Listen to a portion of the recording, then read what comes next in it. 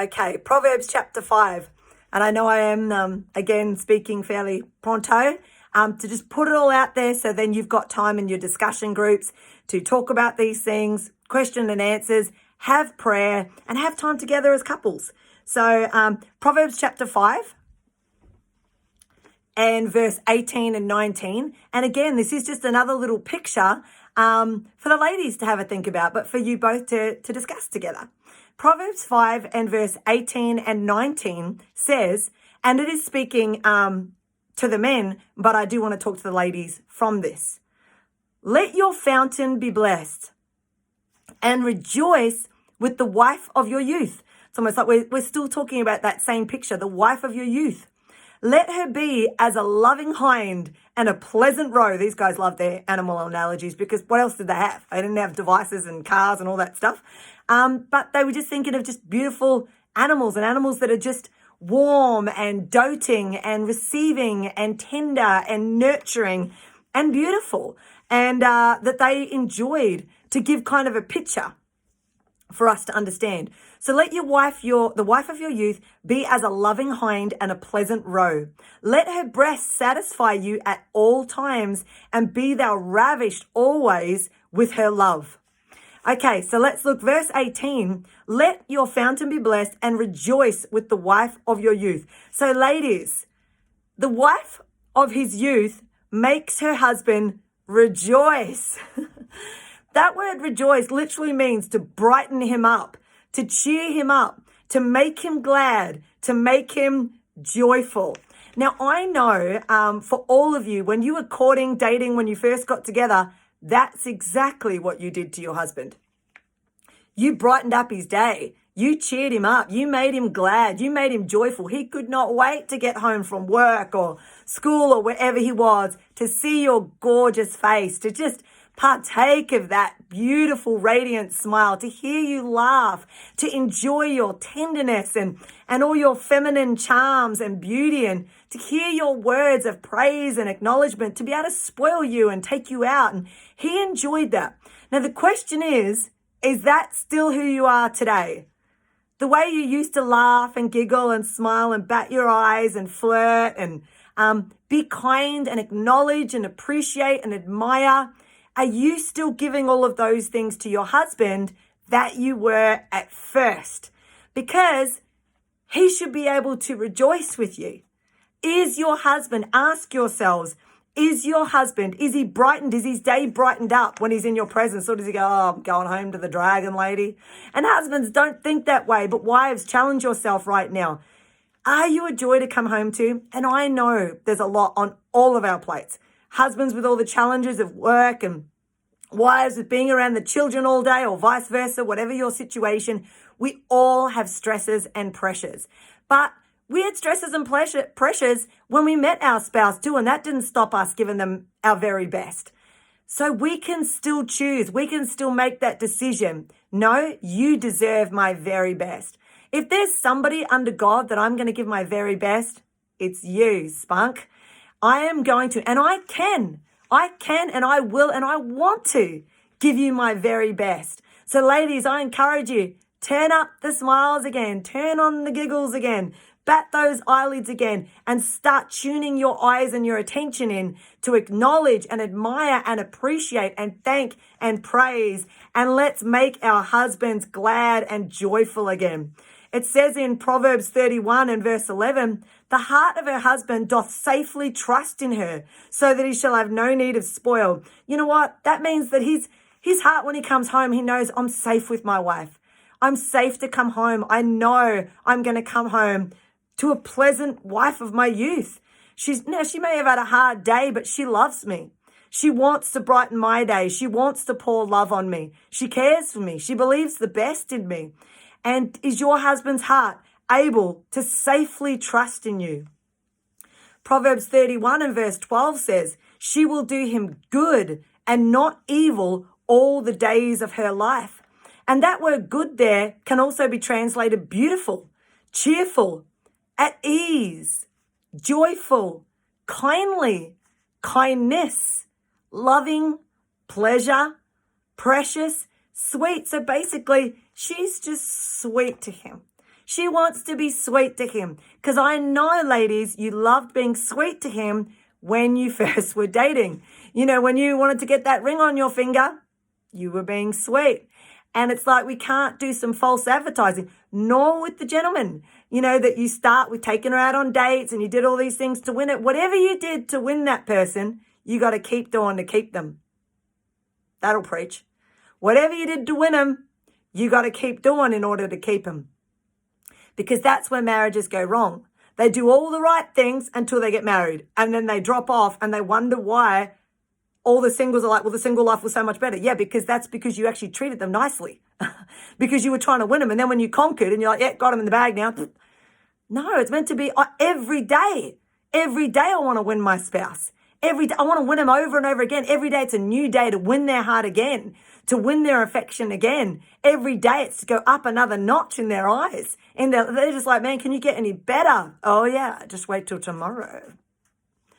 So it says, he rejoices with the wife of his youth. So again, ladies, she married him young, not after her degree, after her career, after a string of boyfriends and broken hearts, after she's destroyed her reproductive system from years on the contraceptive pills.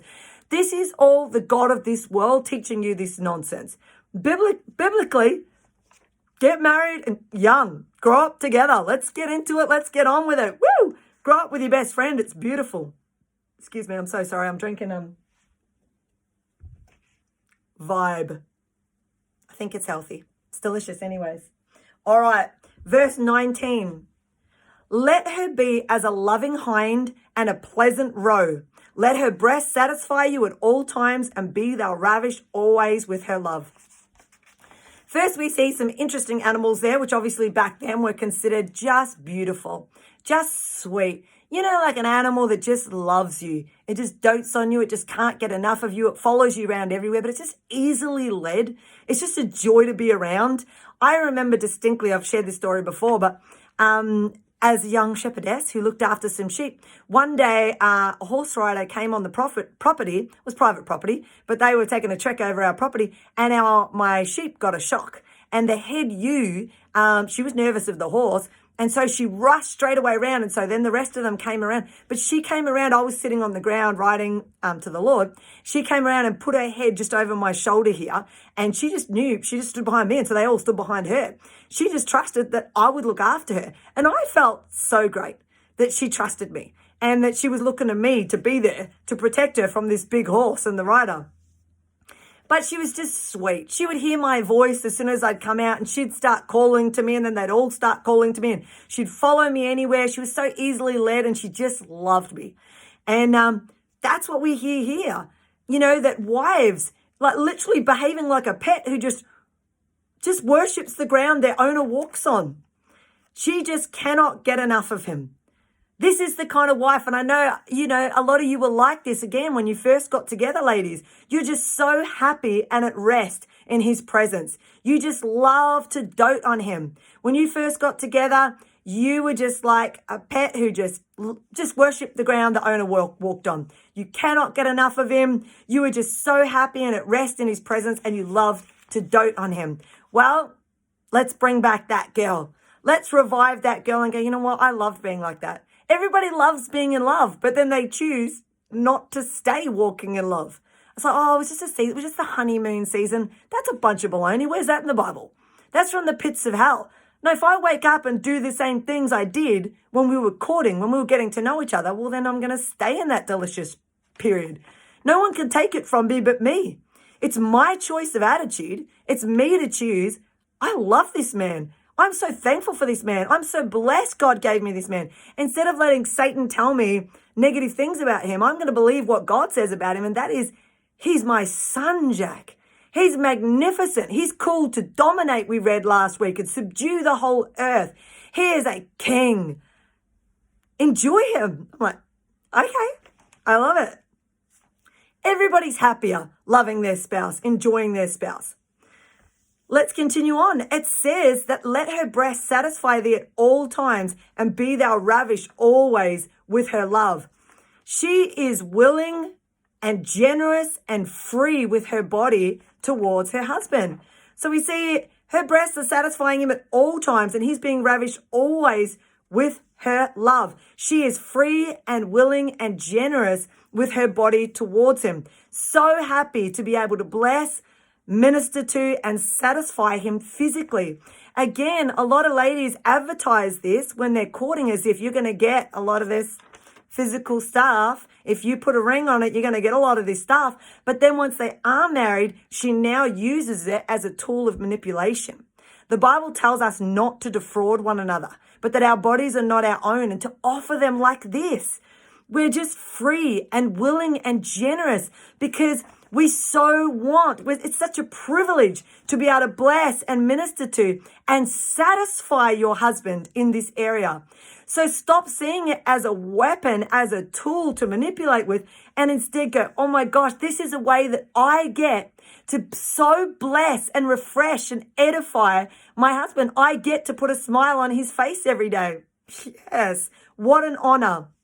And it says there, let her breast satisfy thee at all times, and be thou ravished always with her love. So ladies, it says she is always open. She is always willing, and she is always available to receive him and replenish him sexually.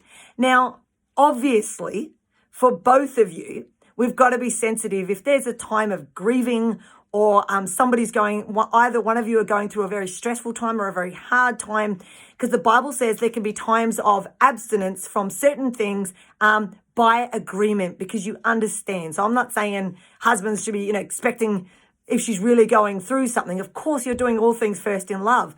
But ladies, the heart is that it's like, yeah, in the same way that you would want your husband to be like, yeah, I'm available for you to have a chat with, because really men, women, in as much as you would like to have sex with your wife is as much as she would love to be able to share hearty with you. And it's funny, I'm like, yeah, she doesn't give me enough sex. But then the lady's like, yeah, and he never wants to talk hearty. We start talking, he's like, yeah, nah, good.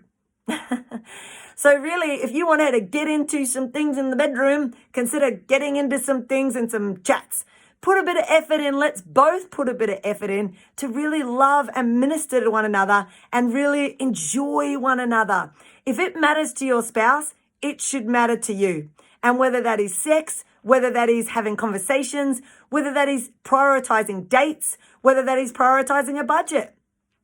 It's being able to talk about the things that really matter and say, guys, I just want to give up looking outside and thinking about what if it was somebody else. And I just want to give my full attention to the husband or to the wife of my youth. And I want to give my very best. I want to pour my all. I want to put all my eggs in this one basket. And I want to see what we can do with this marriage. I want to see what can happen here. Because I dare you tonight, at the end of tonight, I dare you to challenge yourself and say, wow, what could actually happen to my spouse if I gave them my all? If I poured in 100% as their spouse and I really acknowledge them and I really put in the effort to love them the way they need to be loved, I invested in them. I really became a studier of them. I got to know them and understand them and really minister to them in the way that makes them happy. What would actually happen? What kind of a person would they become? How confident, how free, how happy, how pursuing their call. How much laughter could I hear from them? I challenge myself to hear them laughing more than they've ever laughed before. I take it upon myself, God, you and me. It's on. Because God is going to bless you and God is going to be in your corner, giving you everything you need if you dedicate yourself to take care of his child. You're like, I want to take care of the son you gave me, Lord. I want to take care of the wife you gave me. You know he's going to go, okay, what do you need? What do you need? Because if that was your son or daughter and your son or daughter-in-law came to you and said, I really want to bless your son. I really want to bless your daughter. You're like, what do you need? What do you need? You're so happy with that. And that's how God feels about you when you make the decision to stop listening to your enemy and God's enemy, Satan, who only comes to steal, kill, and destroy you, your spouse, your marriage, your children, your legacy, your relationship with God. Stop listening to him and go, that's it. Thank you for this marriage, God. Woo! I'm blessed. I have received a good thing and favor from the Lord, and I am going to enjoy it. I hope you really enjoyed and appreciated this teaching tonight. I'm going to hand it back over to you and your Bible study leaders. Be so blessed, be so refreshed, and enjoy your evening and enjoy your marriages. And those of you who are waiting to be married, I hope you're getting so excited because it's real good. God only makes good things. Oh, that's right. Very good things.